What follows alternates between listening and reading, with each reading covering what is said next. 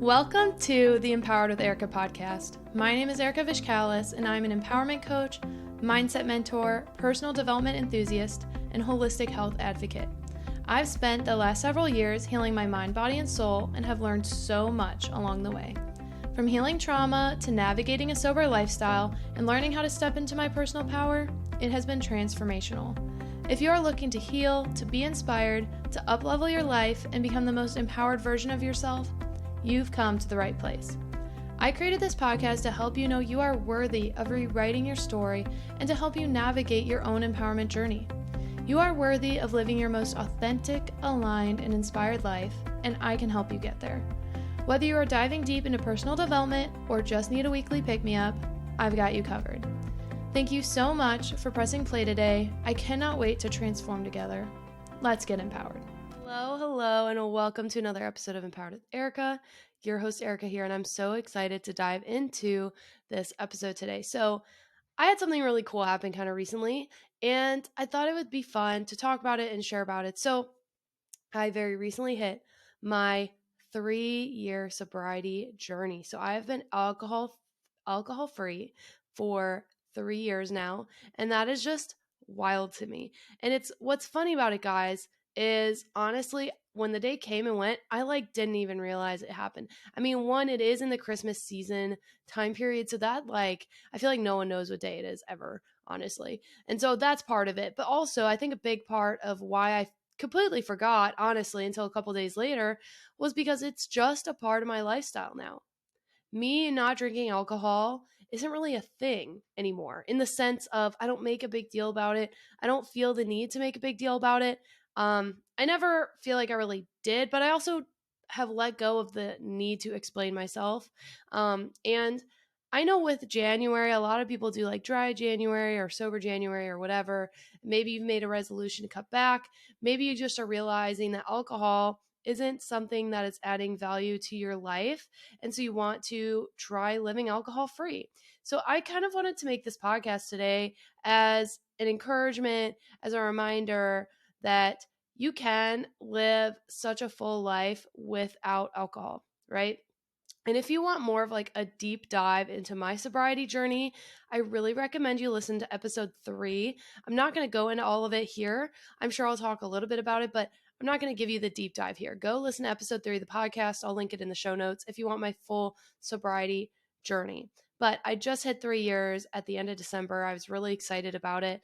And it has become such a part of my lifestyle that half the time I forget that I'm, quote, sober or different from other people because honestly, I just have added so much value to my life since becoming sober. And I really feel like it was a turning point in my healing journey, making the decision to no longer drink. So I wanted to share different things I've learned over the years, as well as give a little bit of inspiration for those of you who maybe are trying to limit, trying to cut back.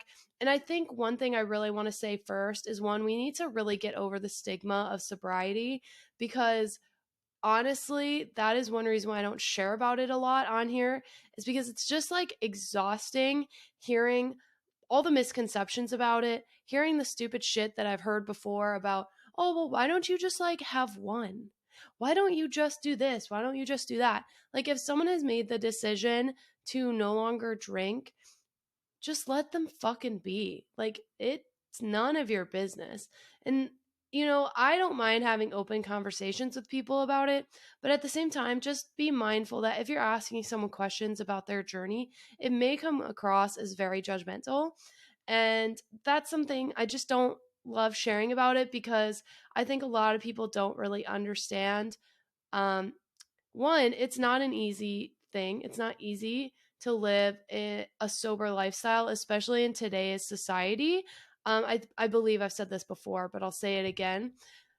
Alcohol is one of the most overused and abused drugs we have out there. Okay. And I consider it a drug because it does so many negative things in your life. And it is the most socially acceptable negative behavior that we have, or one of the most socially acceptable negative behaviors we have. And if you're able to go out and drink and have a good time and it be healthy for you, cool. But I'll be quite honest, I know very few people who can do that. I know very few people who alcohol actually adds to their life. It really doesn't. Almost everyone I know wake up feeling like shit the next day, have bad experiences, all this stuff. And I just think that it's one of those things that when you decide to cut it out, you just realize how much you don't need it. And you realize how much better your life is without it. And so this is just my encouragement to you guys. I have a couple things I want to go over, a couple lessons I've learned, and I want to approach it a bit as like the letter or the message to the pre-sober Erika. So if you're someone that's been thinking about it, if you're someone that's been wanting to cut back, or maybe you have a friend that you know has wanted to cut back, send them this episode because honestly, guys, it has changed my life being alcohol free. And so I want to dive into it a little bit. So the first thing I wanted to share, and it's a stigma, it's a misconception, I should say, not stigma. It's a misconception, but I'm just telling you this right now. And this is what I would have told pre-sober Erika that, was so scared to like actually stop drinking, was that you do not need booze to have fun. Hot take. You do not need alcohol. You do not need drugs. You do not need substances to have fun. Now, can they sometimes be fun? Yeah, they can. But I'm telling you right now that if you need those substances to have a good time, I would take a minute, stop, and fucking reflect. And all those people are like, oh, you're just so lame. You're so boring. What do you mean? Of course, like, I need to have a beer to have a good time. No, no, no. If you can't have fun with your friends without alcohol, you're the fucking lame one. I'm just going to tell you that right now. And maybe these are fighting words. But I have had so much more fun and so many better experiences now that I don't drink. Because one, I actually remember everything. Two, I'm not like questioning what did I do the night before? Why would I say that? Why would I act that way? I'm just being my normal, authentic self. So if you are someone that drinks to have fun and you need it, I would take a moment, I would reflect, I'd maybe try like a sober period because honestly, going to events and being the sober one is so much better. It's less drama. You feel good in the morning. You remember it. You can like go about your day. It's way cheaper, right? It's just like you don't need it. And I just want to break down that barrier. I was so scared. I thought that if I stopped having alcohol, that I wouldn't be able to hang out with my friends anymore, that I couldn't go to parties, that I couldn't go to social functions, like that I couldn't go to the bar, that I couldn't do all these things. And depending on like how much you struggle with it, yeah, you may want to avoid certain spots. Like I still go to the bar because I will make a mocktail or I have like certain things I order and I'm fine with that. Some people aren't. I also didn't go to AA. I just stopped. And I know that's not necessarily normal. I didn't go to AA. I didn't go to rehab. I didn't have any sort of program. I am in a different 12-step program, but I didn't start that till a year into my sobriety. So sorry guys, I'm a little like hoarse today, but I just really would take a moment and reflect. If you're someone that feels like you need booze, like you need it, warning sign, I would take a look at your life a little bit. And I'm not saying this in a judgmental way. I really am not. I'm saying this because honestly, look at the quality of your friends. Like if you are around people that you need to drink to be around, like are they even really friends? Are they really people you need in your life? Or is it maybe more of like a social anxiety thing? Is it like I am not comfortable in myself? So I would just like reflect on that because honestly, you do not need booze to have fun. You really don't. The second thing I would say to Erika, or anyone really, is what matters the most is how you feel. How are you feeling? Because I know I found, especially when I was like binge drinking, I just got a lot of a lot of negative habits in college. And I started to really drink to cover up how I was feeling. And it's not like it was a conscious decision. I wasn't like, oh, I feel like shit today, so I'm going to go have a bottle of wine. No, that's not what I was saying. But again, with the socially acceptable thing, how many times do we make the jokes of, oh, my kids were terrible today, so I had like 3 glasses of wine at dinner? Or, oh, I had to have like a couple beers after work today because I just hate my job. Like, how many times do people say stuff like that?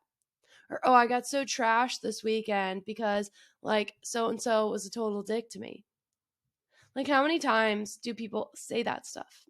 And it's because they're covering up how they're actually feeling and they don't want to process their fucking emotions. And I get it because I've been there. And I didn't realize it's what I was doing until I stopped. And I was like, oh, wait a minute. Every time I was feeling this way or this way, I would like go and drink and be irresponsible and drink too much and not have like a filter or not be able to moderate myself. Okay. And so this kind of ties into it. I would look and see if there's a pattern. I'd be like, Erika, what's the pattern? Why are you drinking? Is it genuinely only because you want to go have fun with your friends, or is it because you feel like shit about yourself? Is it because someone is treating you poorly and you don't know how to handle it and you don't want to like internally reflect? Is it because you're unhappy with your life? Like, what is it that you're trying to cover up? And what is it that you're trying to escape from? Like I was just saying, I often use alcohol as an escape. And I think a lot of people do without even realizing it. And it took me a while to realize that. Like, it's not like this is something I knew right away. So, this is again the letter, the message to my pre sober Erika. What are you trying to escape from? Because let me tell you right now, when you actually take the time to like recognize these emotions and heal them, it is so powerful. And you find healthy coping mechanisms to deal with the hard things in life. You do. Here's my next little thing. Like I was saying, you don't need booze to have fun. There's also plenty of great mocktails for when you want to go out. Find mocktails, find alcohol alternatives that you enjoy. There's a lot out there. Now is like such an easier time to be sober than I would imagine 10 years ago was. Even I would say 5 years ago, even the beginning of my journey to now, in 3 years, there are way, way, way more alcohol-free options. People make mocktails more regularly at bars and at restaurants. Like we just went out for my birthday last month and, I was looking at the drink menu. We were at this really nice restaurant and there's like no mocktails on there.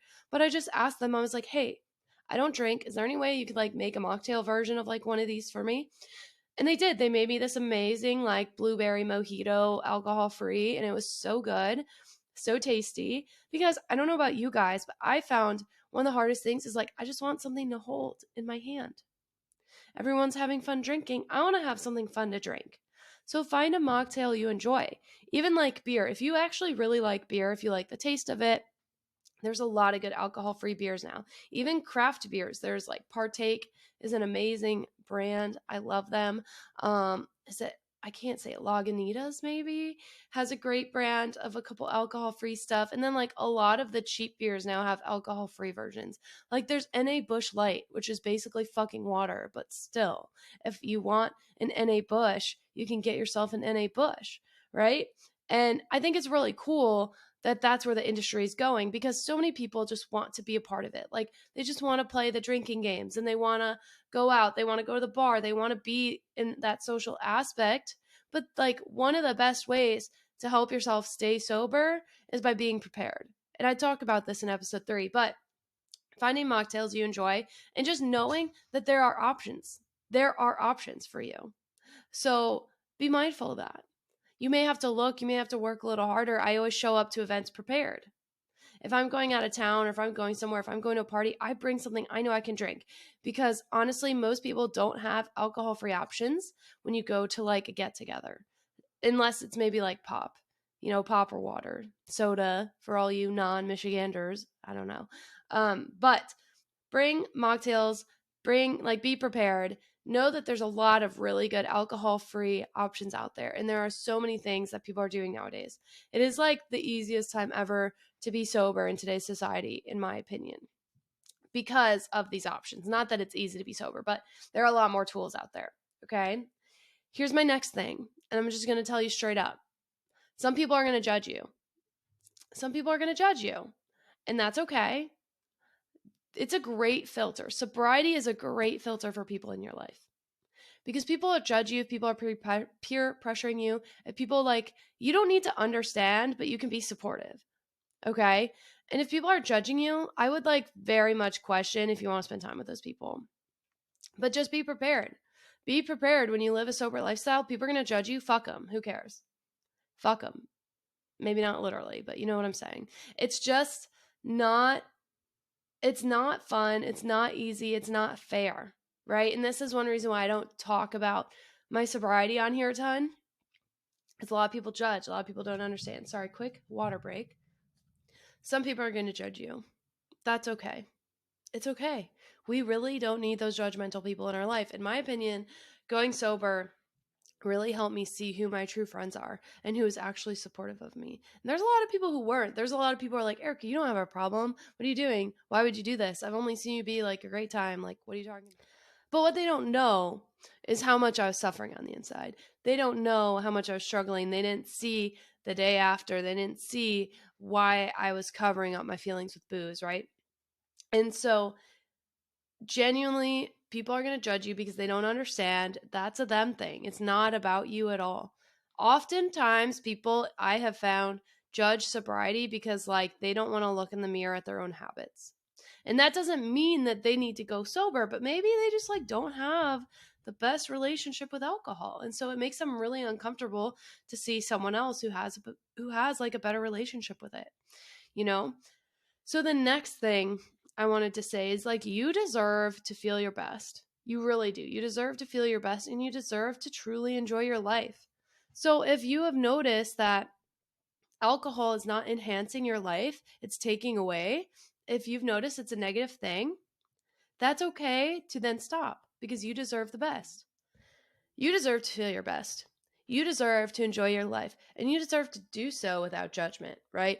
So if you have noticed that you feel like shit after drinking, that it brings you into a negative mental space, because like for me, towards the end when I was drinking, it would get to the point where like the next day I would like hate myself. I hated who I became when I was drinking. And even though most of the time I was fine, the fact that more days than not I was like not having a good time meant that I needed to cut back and I needed to do it for me, not for anyone else. But here's the thing, guys, you deserve the peace that comes with sobriety. You deserve to feel your best. You do. You really do. And I did not understand that. I did not understand how much it would change my life, how much it would impact my life, but it did. It did. And you deserve to feel that way too. You deserve to be able to like have good friendships. You deserve to be able to go experience life fully because honestly, when you're numbing with substances, you aren't fully experiencing life. When you allow yourself to heal, it's a beautiful fucking thing. It really is, right? The next thing I would tell the pre-sober Erika is that the best is yet to come. You do not even know how good life is going to get. You do not even know how much better life is once you cut out alcohol. And there's a lot of reasons for that. I think a big part of it is because it forced me to really like face myself. It forced me to learn healthier coping mechanisms. It forced me to take a look in the fucking mirror and like address my own behavior and address like, why am I doing this? Why do I feel this way? And that's not easy. That's not easy at all. So major props to anyone who does give this a go, right? Like it's not easy to do the hard work, but the best is yet to come. And you don't even know how good it's going to get. You really don't. Living a sober lifestyle, living an alcohol-free lifestyle is hands down probably the best decision I made because there's no way I would have made the progress in therapy I made if I was still drinking. There's probably no way I would have made the progress in ACA if I was still drinking. I mean, honestly, I started ACA after I stopped drinking, but you know what I'm saying. Last thing I would say is that you are so fucking strong to even be considering going alcohol free because it's not easy. It's going against the societal norms. So if you make the decision to go sober, if you make the decision to stop drinking, just know you're strong as fuck. You are a badass motherfucker. You are. Don't let anyone tear you down. Don't let anyone judge you. Don't let anyone tell you differently. If someone's questioning your decision, just remember it's not about them. It's about you. We don't really give any fucks what anyone says about this because they aren't the one having to wake up every day after it. They are not the one having to live the experience you are living. They aren't the ones seeing the demons you're battling. They aren't the ones that have to go through what it is that you're going through. Okay? And let me tell you, the commitment to staying sober, it's not an easy one. Especially, like I said, with societal pressures, with people not understanding it. It's still like there's still stigma out there. There is. It's one reason I don't like talking about it because people are like, oh, you're sober? So what does that mean? What did you do? Were you this terrible person? This or this or this or this? Like, people are rude. People don't know how to like handle this topic in a nice way, but also people are very judgmental. I'm just gonna be honest. So if you are doing this for yourself, just know you are strong as fuck. And we do not care what the haters say. We do not. We don't give them time. We don't give them attention. If they're not supportive, they could get the fuck out. I'm gonna be honest. And I had family members that weren't that supportive, that didn't understand. They're like, oh, why don't you just have one? Because, Carol, I fucking can't. And no, I don't have anyone named Carol in my family. I'm just making that shit up. But you know what I'm saying. Because I can't. I wasn't someone that drank often. I barely drank. But when I did, I didn't have an off switch. And then I was like Hot Mess Express. I was the conductor of the Hot Mess Express, okay? So I figured out that it was best for me to say sayonara, no longer, we're going alcohol free. And staying alcohol free when life hands you a ton of fucking bullshit and a ton of obstacles and a ton of challenges, let me tell you, shit ain't easy, especially someone that used alcohol to numb my feelings. Now, again, I didn't realize this at the time. It took me a while into my sobriety journey to realize this is why I was like, what I was doing, how I was using the substance, right? So you're very, very, very strong if you are doing this. You are very strong to keep going. You are very strong to even just get started. Because let me tell you, getting started is the hardest part. One reason I'm even sharing this is because the only reason I actually started to go sober was because I saw so many other people share their journey, and it gave me the courage to start my own journey. It gave me the courage to go after. It gave me the courage and the bravery and the balls to like not care what other people thought.